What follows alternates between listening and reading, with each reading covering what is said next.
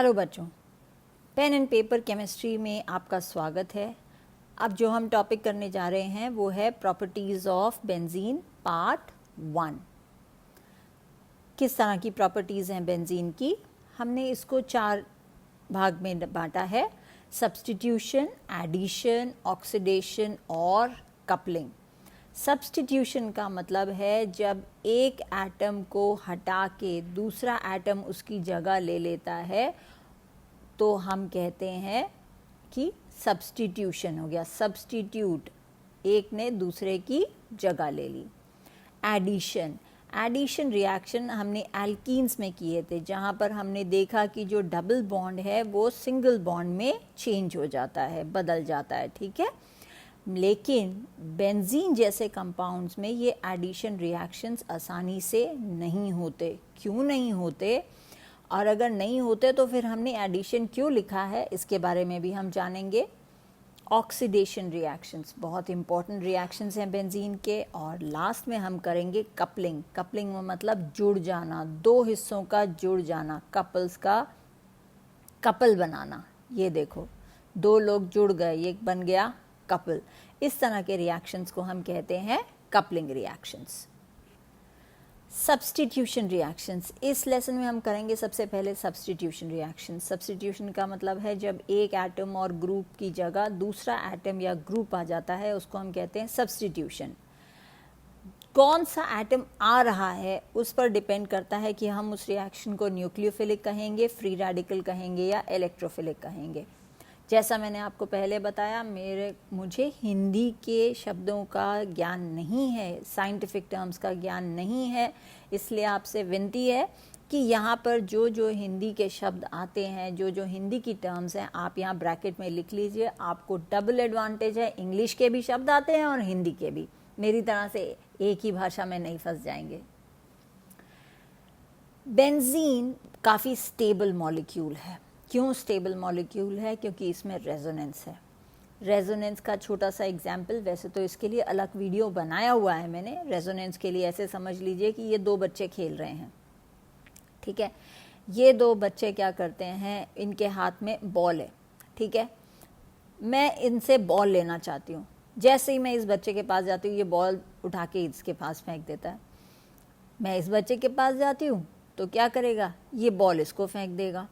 तो क्या है वो, हाँ, वो बीच का बंदर वाला गेम खेलते हैं ना हम, पासिंग द पार्सल। ये तो हम टॉस करते चले जाएंगे, तो मुझे बॉल मिलना मुश्किल है, लेकिन कहीं ना कहीं तो हम उछल के पकड़ ही लेंगे, राइट।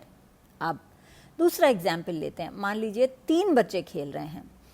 अब जब हम बॉल लेने पहले वाले के पास जाते हैं, ये दूसरे के पास फेंक देता है, दूसरे के पास जाते हैं, ये तीसरे के पास फेंक देता है। तो इस तरह से जो है मुझे 3 बच्चों के बीच में घूमना पड़ता है, जिसकी वजह से कि जो बॉल मेरे पास आने का चांस है पहली स्थिति के मुकाबले दुगना हो जाता है या कम हो जाता है। तो ये हमारे पास दूसरी स्थिति है।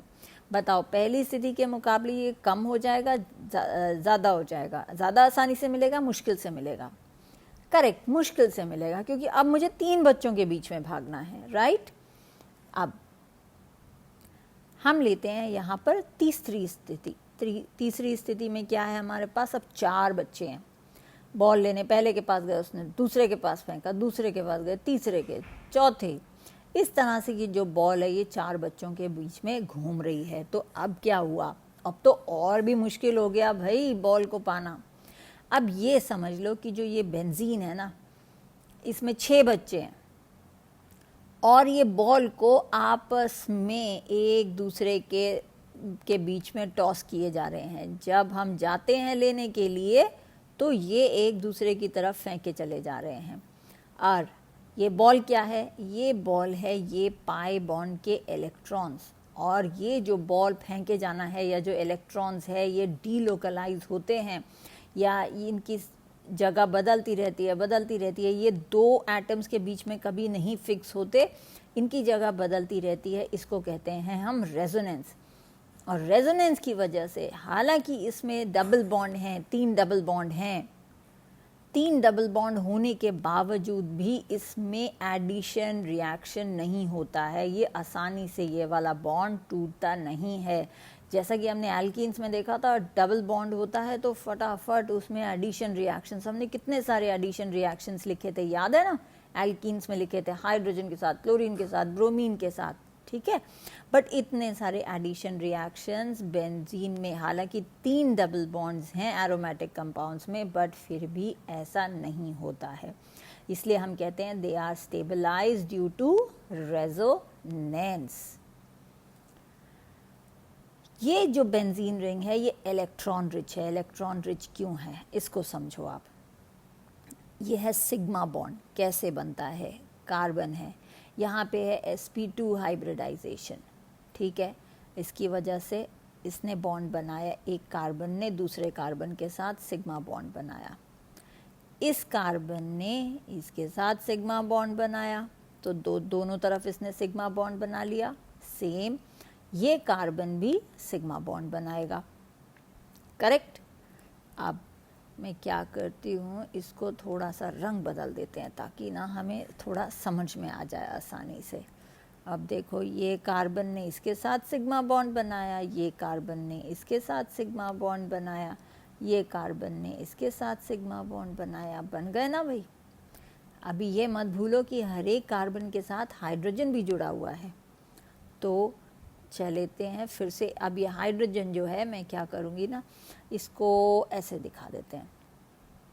ये लो जी, हाइड्रोजन जुड़ गया आपका, ये लो जी हाइड्रोजन जुड़ गया आपका। या थोड़ा सा इसको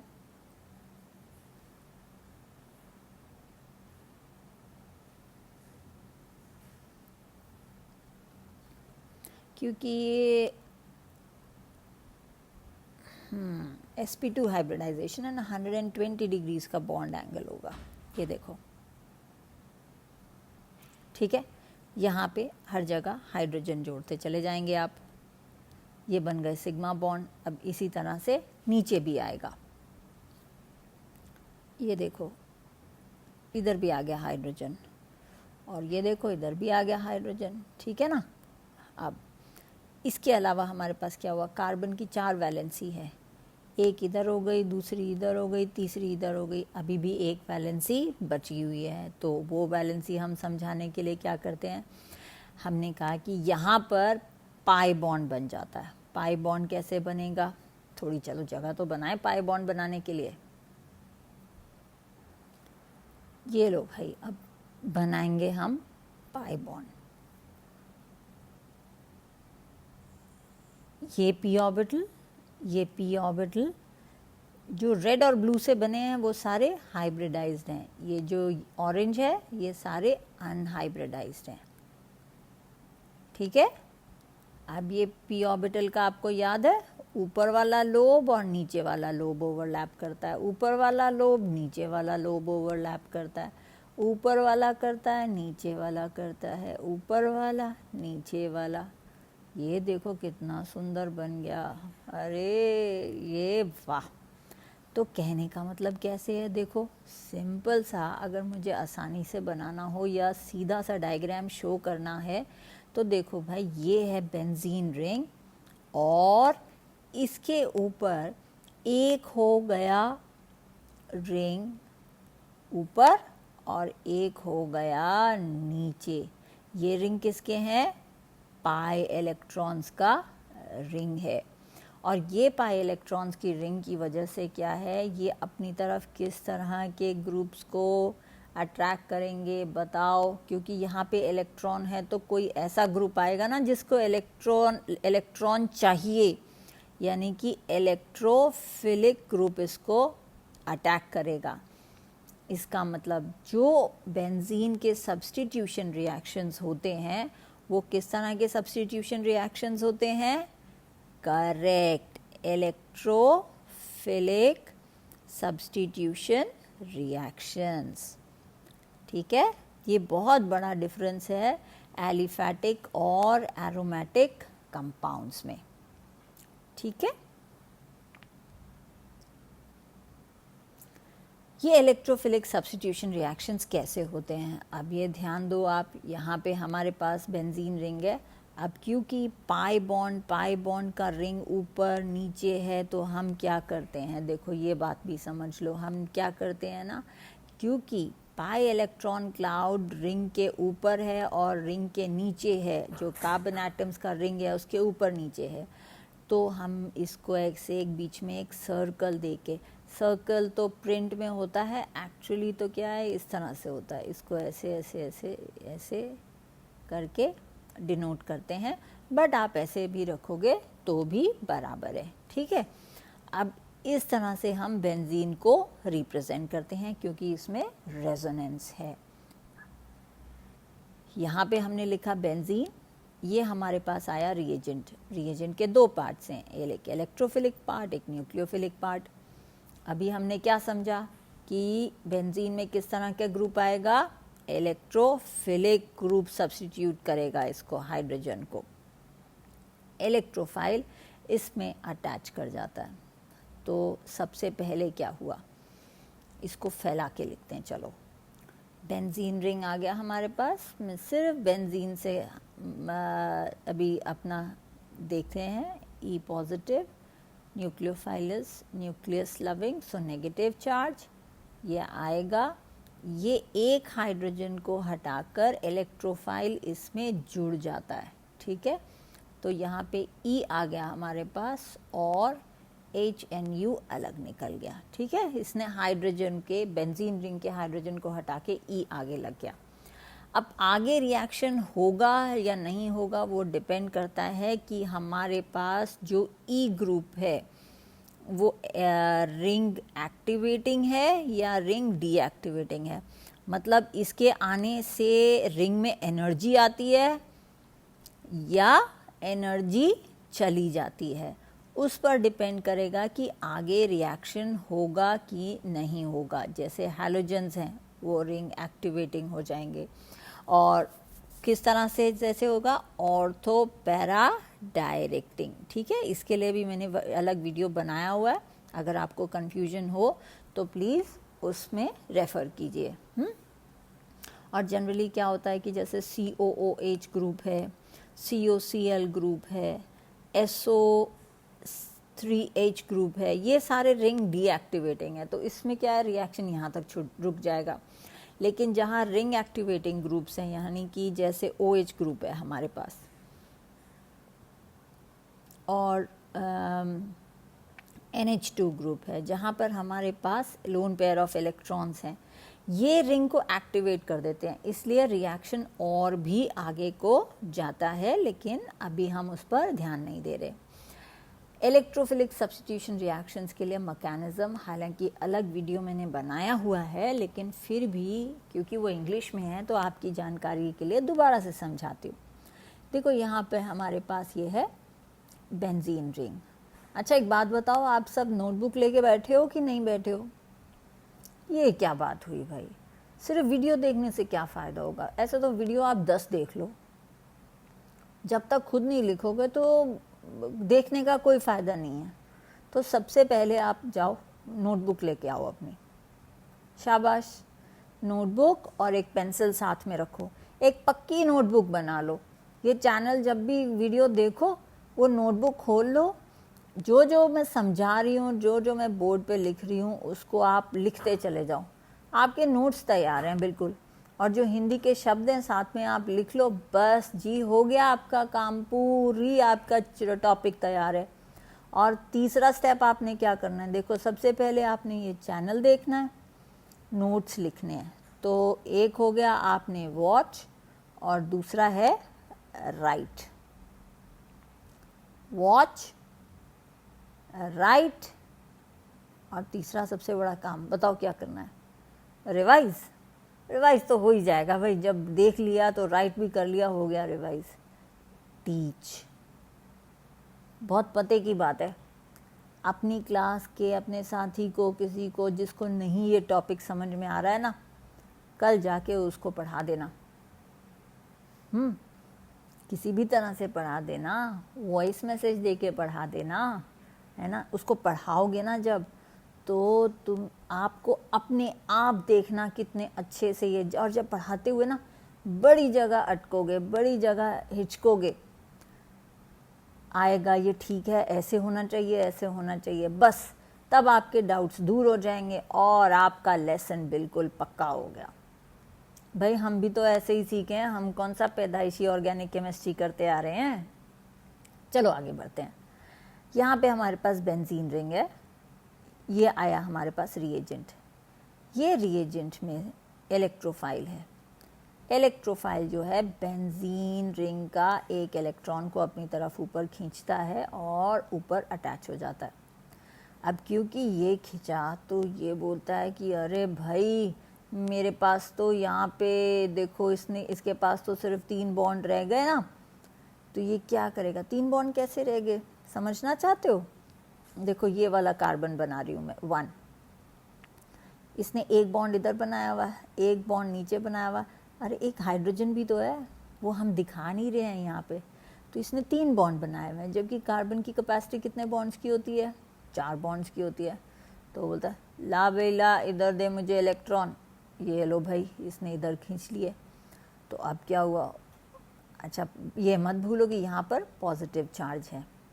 अब जब इसने इलेक्ट्रॉन इधर से खींच लिया तो इधर डबल बॉन्ड आ गया, ठीक, लेकिन क्या हुआ, इधर पॉजिटिव चार्ज आ गया और ये वाला इलेक्ट्रॉन हमारा वैसे का वैसे ही रहा, इसको कुछ मत करो इस पाई बॉन्ड को, ठीक है। अब नेक्स्ट चलो, अब इसके पास पॉजिटिव है, भाई ये क्या हुआ, मेरे पास इलेक्ट्रॉन की कमी है, मुझे इलेक्ट्रॉन दो। तो एक तो तरीका है कि ये वाला ले ले, अगर ये वाला ले लेता है तो ये हमारा ये तो स्ट्रक्चर पहले वाला ही हो गया। दूसरा क्या करेगा, वो कहता है कि नहीं अच्छा इधर से नहीं ले सकता, दूसरे वाले से लेता हूँ। तो वो क्या करता है, ये वाला इधर से इलेक्ट्रॉन अपनी तरफ खींचता है। तो हमारे पास देखो इसने इलेक्ट्रॉन इधर खींचा तो यहाँ डबल बॉन्ड बन गया, ये तो भाई पहले ही डबल बॉन्ड लेके चुपचाप बैठे हैं। अब क्या हुआ, इसके ऊपर पॉजिटिव आ गया। तो देखो इंटरेस्टिंगली क्या हुआ, रेजोनेंस बन गए ना स्ट्रक्चर्स, करेक्ट। अच्छा ध्यान रहे यहाँ पे हम क्या करते हैं, थोड़ा सा चेंज करेंगे। मैंने यहाँ पे भी पॉजिटिव डाल दिया और मैंने यहाँ पे भी पॉजिटिव डाल दिया, अरे भाई बच्चे तो कंफ्यूज हो जाएंगे ना। हम क्या करते हैं, यहाँ पर एक और स्ट्रक्चर बना लेते हैं कि एक पॉजिटिव इधर है, H हो गया और E हो गया, ऐसे आसान हो जाएगा है ना। और ये 2 इलेक्ट्रॉन्स आ गए। हम कैनोनिकल स्ट्रक्चर्स डिनोट करने के लिए ऐसे एरो डालते हैं। तो ये हमारे पास एक इंटरमीडिएट फॉर्म आ गया है ना, इट्स अ कार्बोकैटायन, जहाँ पे अच्छा यहाँ पे एक गलती है, ये E पे पॉजिटिव नहीं आएगा, ये रिंग में एक हमारे पास पॉजिटिव चार्ज है। ऐसे स्टेबल होगा क्या, नहीं होगा ना, है ना, क्योंकि कोई भी पॉजिटिव है, चार्ज्ड है मतलब आप में बहुत सारी एनर्जी है। जिस दिन आप में बहुत सारी एनर्जी है आप आराम से बैठते हो क्या, टिक के बैठते हो, नहीं बैठते ना, इधर उधर घूमे जाते हो, क्या करूं कुछ तो करूं, है ना। तो ये भी वैसे ही बेचैन है कि भैया मेरे पास चार्ज है, कुछ तो करूं, बेचैन है ये। तो इसकी बेचैनी दूर करने के लिए क्या है, न्यूक्लियोफाइल आता है, अरे भाई आराम से बैठ जाओ, जो तुम्हारे पास एक्स्ट्रा पॉजिटिव है वो मुझे दे दो। तो वो क्या करता है, यहाँ से प्रोटॉन का मतलब होता है हाइड्रोजन आयन। सो यहाँ से उसने H ले लिया तो E बच गया और हाइड्रोजन और न्यूक्लियोफाइल ने एक और प्रोडक्ट बना दिया, ठीक है। हाइड्रोजन को रिप्लेस किया इलेक्ट्रोफाइल ने, ठीक है ना, इसलिए इस रिएक्शन मैकेनिज्म या इस तरह के सब्स्टिट्यूशन को हम कहते हैं इलेक्ट्रोफिलिक सब्स्टिट्यूशन। मैकेनिज्म समझ में आया। अब ये टीचर E क्या है, NU क्या है, भाई वो तो डिपेंड करता है आपके पास क्या रिएक्शन है। अगर हम बात करते हैं क्लोरीनेशन की, देखते हैं भाई, चलो आगे बढ़ते हैं। अगर हम बात करते हैं क्लोरीनेशन की, ब्रोमिनेशन की, आयोडीनेशन की, अरे ये क्या आ गया टीचर, ये तो बड़ा कंफ्यूजिंग है। अच्छा टेंशन मत लो भाई, देखो ऐसे समझो, यहाँ पे मेरे पास अगर बेंजीन रिंग है तो ये E पॉजिटिव कुछ भी हो सकता है, Cl पॉजिटिव होगा तो इसको हम क्लोरीनेशन कहेंगे। अगर Br पॉजिटिव होगा तो उसको हम ब्रोमिनेशन कहेंगे। कहने का मतलब क्या है कि बेंजीन रिंग में हाइड्रोजन रिप्लेस हो जाता है क्लोरीन से। ब्रोमिनेशन का मतलब क्या है कि इस हेक्सागन में हाइड्रोजन की जगह ब्रोमीन आ जाता है। आयोडीनेशन का मतलब क्या है कि यानी कि इस हेक्सागन में हाइड्रोजन की जगह आयोडीन आ जाएगा, तो इसको हम आयोडीनेशन कह देंगे। सेम नाइट्रेशन क्या है कि ये बेंजीन रिंग में हाइड्रोजन की जगह क्या आ जाएगा, NO2 ग्रुप आ जाएगा, ठीक है।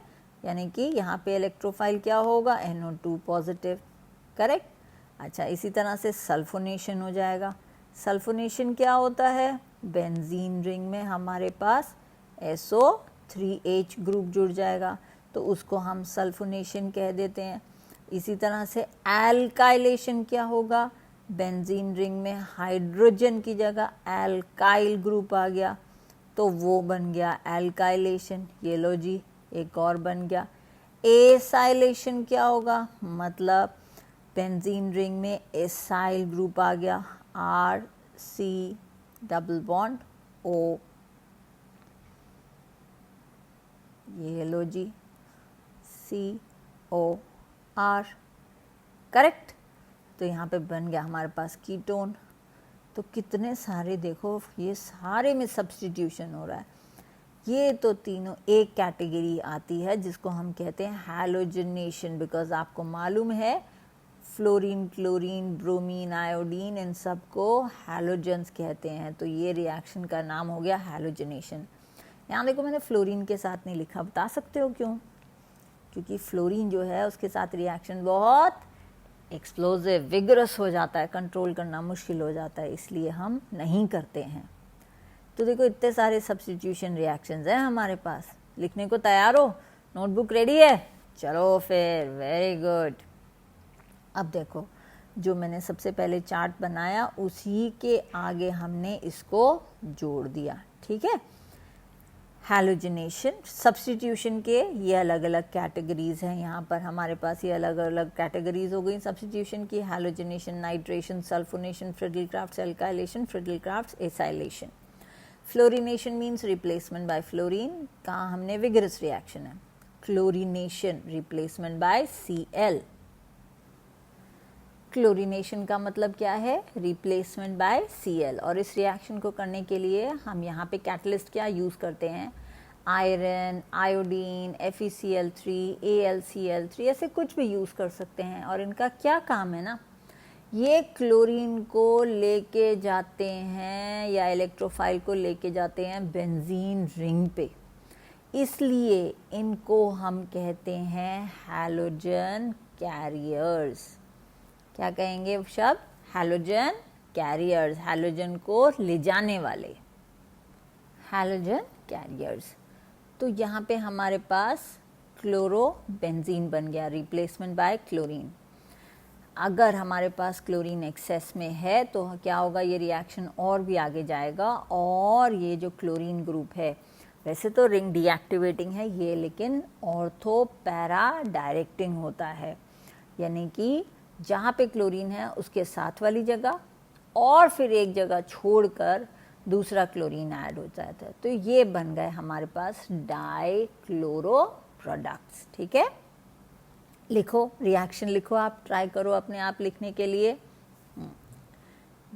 Substitution by halogens. अच्छा, सबसे पहले तो ये करो कि एक चार्ट पेपर लेके या कैलेंडर लेके जिसका खाली पेज हो उसमें ये आप चार्ट बना लो। और ये पूरा नहीं है, ठीक है, ये ध्यान देना। ऐसे चार्ट के 4 हिस्से हैं, सब्स्टिट्यूशन, एडिशन, ऑक्सीडेशन, कपलिंग, और उसके बाद कैसे है, हमने सब्स्टिट्यूशन के आगे देखो ये सब लगाया है यहाँ पे, halogenation, nitration, sulphonation, Friedel-crafts alkylation, Friedel-crafts acylation. इस चार्ट को आप पूरा कॉपी कर लो, बड़े काम आने वाला है। जब एग्ज़ाम में पढ़ने बैठोगे ना, एग्ज़ाम के टाइम में, तो एक एक पेज तो पढ़ नहीं सकते। जब ये पूरा चार्ट तुम्हारे सामने होगा ना, आराम से पढ़ पाओगे, रिवाइज कर पाओगे, कॉन्फिडेंस बन जाएगा भाई। अभी लिख रहे हैं हम, रिएक्शंस लिख रहे हैं, टेंशन मत लो। चलो आगे चलें। सब्स्टिट्यूशन बाय हैलोजन्स, हैलोजन द्वारा सब्स्टिट्यूशन। इसमें फ्लोरिनेशन हमने कहा विगरस है, इसलिए हम नहीं करते क्लोरिनेशन।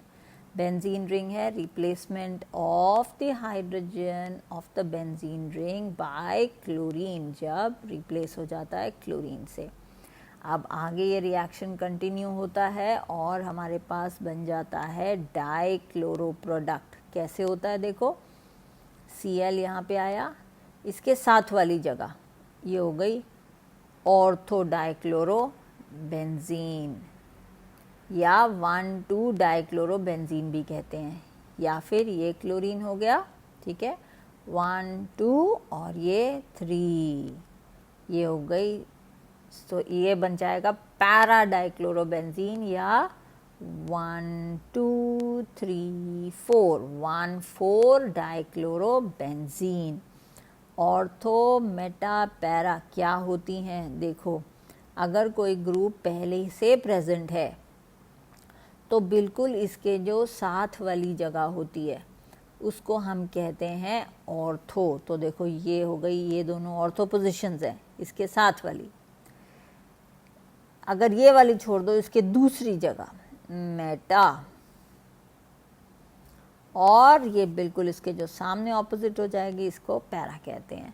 तो 2 ऑर्थो पोजीशंस हैं, 2 मेटा पोजीशन है और एक पैरा पोजीशन है। तो देखो यहाँ पे इसके मुकाबले ये जो है ये ऑर्थो पोजीशंस में है एक दूसरे के साथ, इसलिए ऑर्थो डाइक्लोरोबेंजीन, और ये पैरा डाइक्लोरोबेंजीन।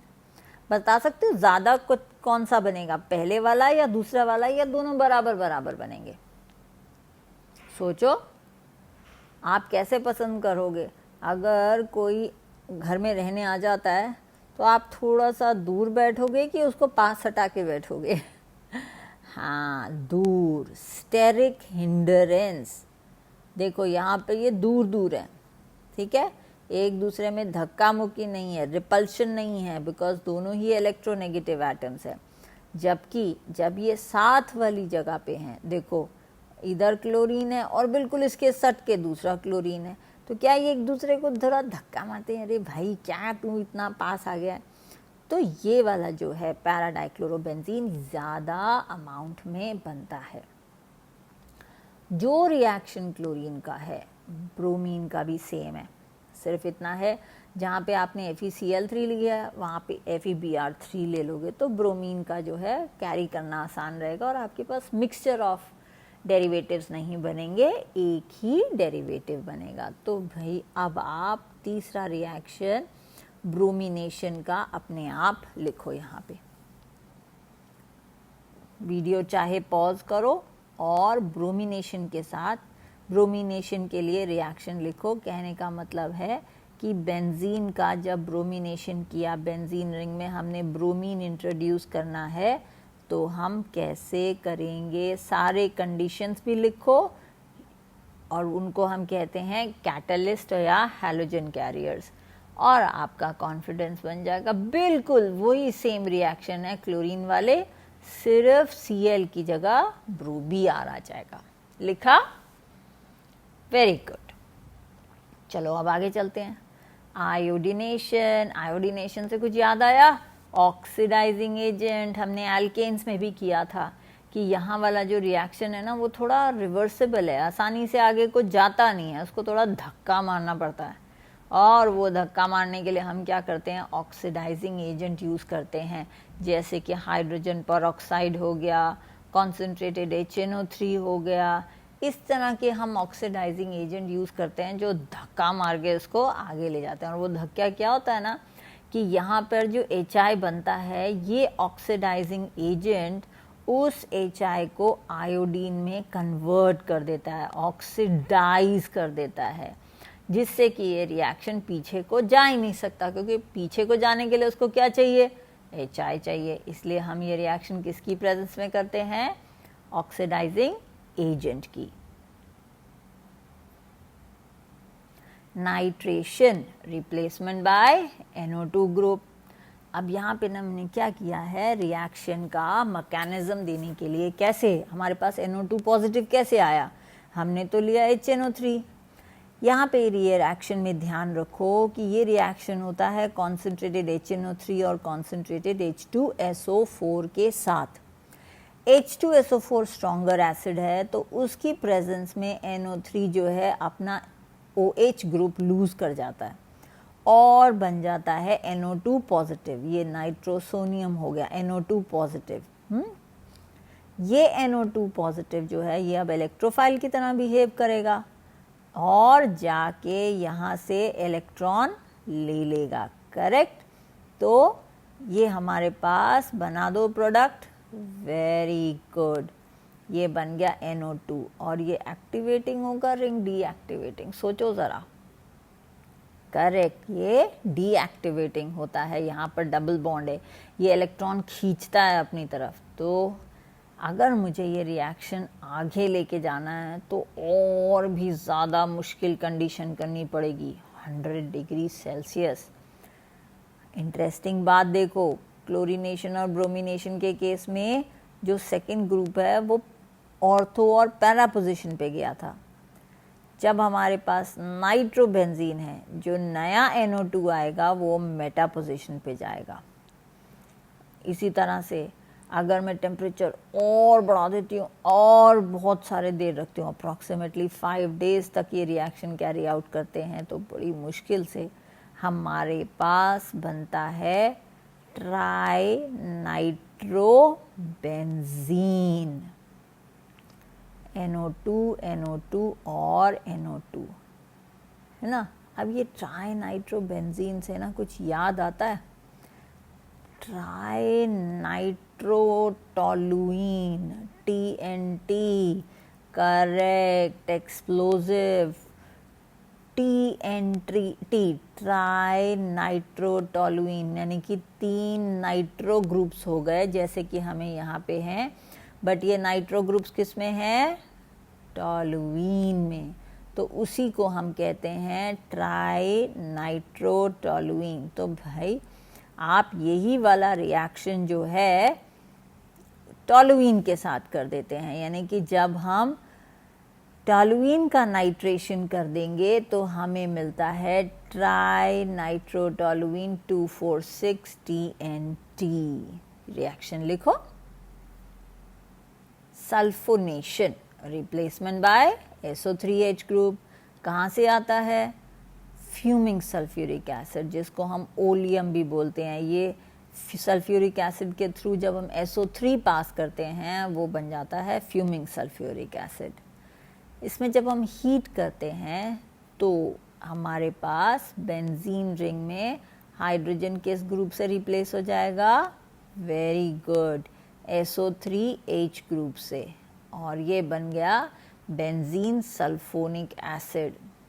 बड़ा ही कठिन है जी इसको आगे बढ़ाना, रिएक्शन इतने पे ही रोक दीजिए, आगे ले जाना मुश्किल है क्योंकि ये रिंग डीएक्टिवेटिंग ग्रुप है। इसके आने से रिंग की एक्टिविटी कम हो जाती है। और ये SO3H बनेगा कैसे, देखो यहाँ पे बेस है, एसिड है, एक H2SO4 बेस की तरह काम करता है, एक H2SO4 एसिड की तरह, बिल्कुल जैसे पानी में याद है आपको वाटर का सेल्फ आयोनाइजेशन, ऑटो आयोनाइजेशन, इसी से आपको हाइड्रोनियम आयन भी मिलता है और इसी से आपको हाइड्रोक्सिल आयन भी मिलता है। सेम यहाँ पे सल्फ्यूरिक एसिड का होता है और ये आपको देता है HSO4 नेगेटिव और SO3H पॉजिटिव। दिस ये जो पार्ट है ये इलेक्ट्रोफाइल की तरह बिहेव करता है। इंटरेस्टिंग है ना। अच्छा, बाय द वे ये रिएक्शन ना रिवर्सिबल होता है। अगर आपके पास पानी ज़्यादा हो गया मान लो, क्योंकि इस रिएक्शन का साइड प्रोडक्ट है वाटर, अगर आपके पास पानी ज़्यादा है, डाइल्यूट है, सल्फ्यूरिक एसिड कॉन्सेंट फ्यूमिंग की जगह डाइल्यूट लेते हो, ये रिएक्शन वापस पीछे को चला जाएगा। अगर कॉन्सेंट्रेटेड है, ओलियम ले रहे हो, हीट ले रहे हो, तो रिएक्शन फॉरवर्ड की तरफ जाएगा। आ रहा है समझ में। थक गए हो तो थोड़ा पानी पी लो भाई, ब्रेक ले लो। किसने कहा एकदम तीर की तरह सुपर फास्ट एक्सप्रेस की तरह चलते चले जाओ? आराम से आराम से। 2 रिएक्शन और पड़े हैं हमारे पास अभी, बट ये रिएक्शन बड़े आसान है। फ्रिडल क्राफ्ट्स रिएक्शन 2 तरह के हैं, एल्काइलेशन और एसाइलेशन। एल्काइलेशन का मतलब है replacement bye alkyl group R से। एसाइलेशन का मतलब है रिप्लेसमेंट बाय एसाइल ग्रुप, जैसे एल्काइल बना एल्केन से, एसाइल बना एसिड से। यहाँ पे कैटलिस्ट यूज होता है, anhydrous aluminium chloride, BF3, SbCl5, बहुत सारे हैं। देखो लिख लिए, नोट कर लिए आपने। इनमें से कोई भी सब्सटेंस आप, ये लुईस एसिड्स हैं, इनको आप कैटलिस्ट की तरह जब आप यूज़ करते हैं इन रिएक्शंस में, इनको हम कहते हैं फ्रिडल क्राफ्ट्स रिएक्शन। तो चलो भाई रिएक्शन लिखते हैं। हमारे पास है benzene, alkyl halide CH3Cl, C2H5Cl या Br, कुछ भी ले लो। तो यहाँ पर बेंजीन रिंग में आपके पास हाइड्रोजन की जगह क्या आ गया? R जैसे मान लो CH3 group in the presence of anhydrous AlCl3 या any of the catalyst that we have already written. देखो बहुत सारे कैटलिस्ट हमने लिखे हैं। ज़्यादातर आपके कोर्स में ना एनहाइड्रस AlCl3, जहाँ एनहाइड्रस AlCl3 आया समझो चांस तो फ्रिडल क्राफ्ट्स रिएक्शन ही है। और हमारे पास HX यहाँ पे अलग से आ जाता है, ठीक है। सेम हम एल्काइलेशन अल्कोहल के साथ रिएक्शन के साथ भी कर सकते हैं। और कंडीशन क्या होगी लिख दो भाई अपने आप, मैंने छोड़ दिया यहाँ पे आपके लिए। सेम रिएक्शन एल्कीन के साथ भी होता है, बट एल्कीन के साथ एल्काइल कैसे बनेगा भाई? क्योंकि जो हाइड्रोजन यहाँ से निकलेगा ना, वो छोड़ के नहीं जाता, वो यहीं जुड़ जाता है और ये बना देता है CH2CH3। ये बन गया हमारे पास इथाइल बेंजीन। इंटरेस्टिंग है ना, आसान हो रही है ना। Acylation, replacement bye acyl group, उसके लिए या तो हम यूज कर सकते हैं एसिटाइल क्लोराइड। एसिटाइल क्लोराइड इसका कॉमन नेम है। इसका IUPAC नेम देने के लिए हम क्या करेंगे? 1 2 कार्बन है, ईथ सैचुरेटेड है, देखो CH3 C double bond OCl saturated है। देखो सारे कार्बन के बीच में सिंगल बॉन्ड है, इसलिए एथ एन। COCl group oyl chloride, ethanol chloride बन गया हमारे पास। तो भाई देखो यहाँ पे हमारे पास COCH3 आ गया, एसिटोफिनॉन एरोमेटिक कीटोन बन गया हमारे पास। और साइड प्रोडक्ट मत भूलना भाई, ठीक है, HCl। सेम जो है यहाँ पे एसाइलेशन आप किसके साथ कर सकते हो? एसिटिक एनहाइड्राइड के साथ भी, CH3CO CH3CO whole twice O जो है वो ऐसे हमने लिख दिया, एसिटिक एनहाइड्राइड। एनहाइड्राइड मतलब जब पानी निकाल देते हैं, किस में से? एसिटिक एसिड में से। देखो CH3COOH, इसमें से पानी निकाल दो H2O, ये दोनों ग्रुप्स आपस में जुड़ जाएंगे और ये बना दिया उन्होंने एसिटिक एनहाइड्राइड। सेम रिएक्शन होगा, सिर्फ प्रोडक्ट साइड प्रोडक्ट CH3COOH हो जाएगा। आया समझ में? रिएक्शन कंडीशंस लिखिए आपने। एल्काइलेशन वर्सेस एसाइलेशन कौन सा करते हैं हम? ऐसा होता है जब हम एल्काइलेशन करते हैं तो देखो जैसे एक रिएक्शन आपने देखा कि मैंने एल्काइल ग्रुप लगाया, जब यहाँ पर ना बड़ा एल्काइल ग्रुप हो जाता है ना तो बड़े सारे रीअरेंजमेंट हो जाते हैं, इधर घुमाओ उधर घुमाओ इलेक्ट्रॉन। तो क्या है, रीअरेंजमेंट के चक्कर में आपके पास वो एल्काइल नहीं मिलता जो आपको यहाँ पे चाहिए होता है। इसलिए हम प्रेफर करते हैं एसाइलेशन। इसमें क्या फ़ायदा है ना, ये कीटोन बन गया ना, इस कीटोन को फिर आप रिड्यूस कर दो, ठीक है। इस रिएक्शन को हम बाद में भी सीखेंगे, जब आप रिड्यूस कर देते हो तो ये क्या बन गया, रिड्यूस का मतलब है एक ऑक्सीजन को हटाकर 2 हाइड्रोजन आ गए, ये आसान हो गया। हालांकि 2 स्टेप में होता है रिएक्शन, बट आपको रिएक्शन के प्रोडक्ट्स कंफर्म्ड होते हैं। सो जहाँ पे हमें एल्काइल बेंजीन्स बनाने हैं और वो भी बड़ी चेन वाले, तो ऐसे में हम क्या पसंद करते हैं, हम करते हैं एसाइलेशन पसंद करते हैं, ना कि एल्काइलेशन। ठीक है। अब मेरा नेक्स्ट वीडियो आने से पहले आप इन रिएक्शंस को अच्छी तरह से याद रख लें। रट्टा मारोगे, रट्टा मारने की ज़रूरत नहीं है, बट लिखना ज़रूरी है, लिख लो। और जो चार्ट है ना, उसको रोज़ दिन में एक बार पढ़ लो। और अगर हो सके तो किसी को अपने मित्र को या क्लास में साथ में पढ़ने वाले को पढ़ा दो। मैंने हिंदी ठीक लिखी है ना? तो पढ़ा दोगे ना तो अपना कॉन्फिडेंस भी बनेगा और खुद तो चेहरे पे हंसी आएगी आएगी। जो अपने मित्रों के चेहरे पे खुशी देखोगे ना, बस उससे बड़ी कोई खुशी नहीं होती है। ठीक है। अब ये करो आप प्रैक्टिस, और उसके बाद हम कंटिन्यू करेंगे नेक्स्ट वीडियो में एडिशन रिएक्शंस। मिलते हैं एक छोटे से ब्रेक के बाद।